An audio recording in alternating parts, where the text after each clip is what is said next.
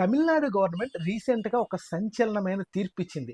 Lockup death విషయంలో. కేస్‌ని ఎవరైతే deal చేశారో 9 మంది పీపుల్‌కి ఒకేసారి ఉరి శిక్ష విధించింది. అంటే హైకోర్ట్ ఈ కేస్‌ని అంత సీరియస్‌గా తీసుకుంది. ప్రతి పిన్ టు పిన్ మానిటర్ చేసి ఈ సంచలనమైన నిర్ణయం తీసుకున్నారు. 9 మంది పోలీస్ మెన్‌కి ఉరి శిక్ష వేయాల్సినంత కారణం ఏమొచ్చింది? అంత బ్లండర్ మిస్టేక్ వాళ్ళేం చేశారో డీటెయిల్డ్‌గా చూద్దాం. Hello all and welcome to x-ray with Prin. Tamil Nadu government ఒక సంచలనమైన తీర్పు తీసుకుంది. అది మనందరికీ తెలుసు. 9 పోలీస్ పీపుల్ కి లాకప్ డెత్ లో ఉరి శిక్ష విధించారు. తమిళనాడులో తుత్తుకుడి అనే ఏరియాలో శాంతాకుళం పిఎస్ లో జరిగింది.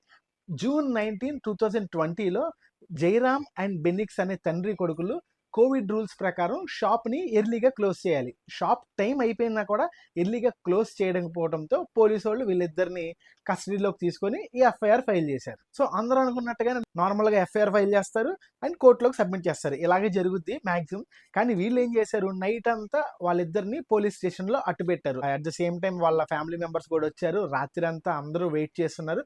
లోపల ఏం జరుగుతుంది అనే విషయాన్ని ఇటు ఫ్యామిలీ మెంబర్స్కి కన్వే చేయలేదు. ఫ్యామిలీ మెంబర్స్ మీట్ అయ్యే ఛాన్స్ కూడా అసలు ఇవ్వలేదు. ఏదో జరుగుతుందని వాళ్ళ ఫ్యామిలీ మెంబర్స్ కి అర్థమైంది. యాజ్ పర్ సోర్సెస్ కొన్ని రిపోర్ట్స్ ప్రకారం పోలీస్ వాళ్ళకి బాగా వాగ్వాదం జరిగింది. అంటే ఆ తండ్రి కొడుకులు ఎవరైతే ఉన్నారో వాళ్ళిద్దరి మధ్య అండ్ పోలీసు వాళ్ళకి మధ్యలో ఒక సీరియస్ డిస్కషన్ నడిచింది. అండ్ పోలీసు వాళ్ళు ఈ కేసుని బాగా సీరియస్ గా తీసుకుని వాళ్ళని టార్చర్ చేయడం స్టార్ట్ చేశారు. స్లోగా ఈ టార్చర్ కాస్త 3rd డిగ్రీ కింద కన్వర్ట్ అయిందంట.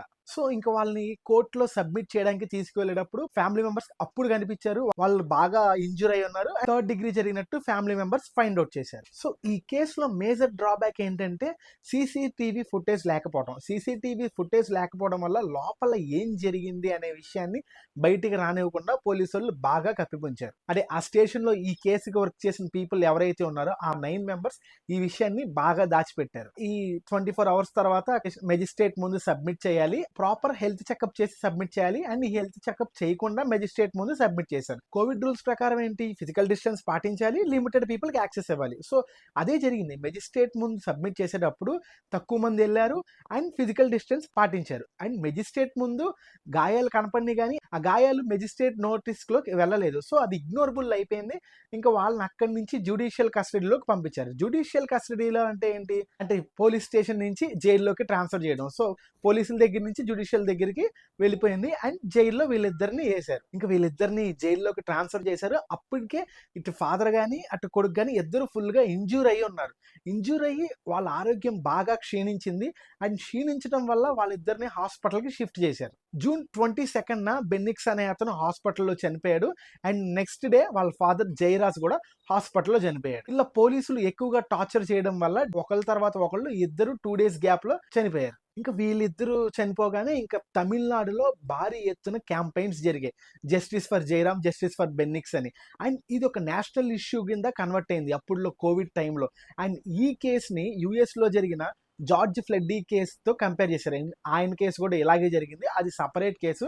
సేమ్ ఆయన కూడా ఇలాగే పోలీసులు టార్చర్ చేయడం వల్ల సో ఆ కేసుతో ఈ కేసుని కంపేర్ చేశారు. సో ఇలా ప్రజల్లో నిరసనలు స్టార్ట్ అయ్యేసరికి తమిళనాడు గవర్నమెంట్ ఈ కేసుని సీరియస్ గా తీసుకొని కేసుని రీఇన్వెస్టిగేట్ చేయడం స్టార్ట్ చేసింది. అండ్ అదే కాకుండా ఈ కేసుని మద్రాస్ హైకోర్టుకి ట్రాన్స్ఫర్ చేశారు. అండ్ అక్కడి నుంచి మద్రాస్ హైకోర్టు ఈ కేసులో pin to pin investigation start చేసింది. చాలా డీప్ లెవెల్లో మానిటర్ చేసింది.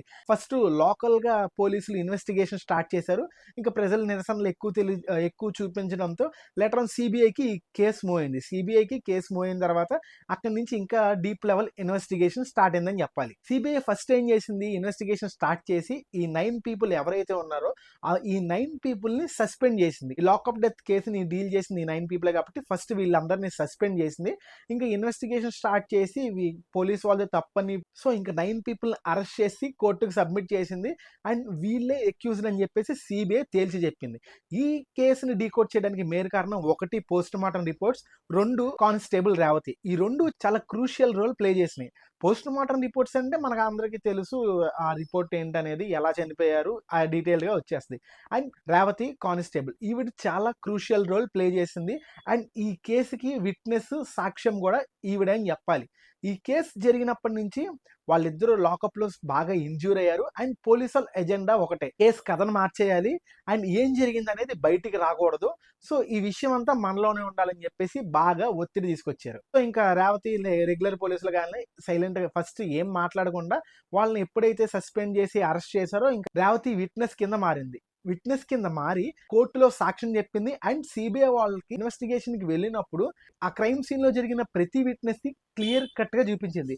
టేబుల్ కింద ఉన్న బ్లడ్ మార్క్స్, గోడల మీద ఉన్న బ్లడ్ మార్క్స్, ఇలా ఆ సీన్‌లో జరిగిన ప్రతి ఎవిడెన్స్‌ని అప్పటికి పోలీసు వాళ్ళు దాన్ని కప్పుపుచ్చడానికి ట్రై చేసినా ఈ ఎవిడెన్స్‌ని గుర్తుపెట్టుకొని మరీ చూపించింది. సో, రేవతి చాలా క్రూషియల్ రోల్ ప్లే చేయడం వల్ల ఈ కేసు ఒక కొలిక్కొచ్చింది. అండ్ ఇది లాకప్ డెత్ కింద కన్సిడర్ చేసి మద్రాస్ హైకోర్టు ఈ 9 పీపుల్‌కి ఉరి శిక్ష విధించింది. ఇంకో విషయం ఏంటంటే ఆ 9 పీపుల్‌లో ఒకాయన కేసు ఇన్వెస్టిగేషన్‌లో ఉన్నప్పుడే చనిపోయాడంట. సో, 8 పీపుల్ ఉన్నారు.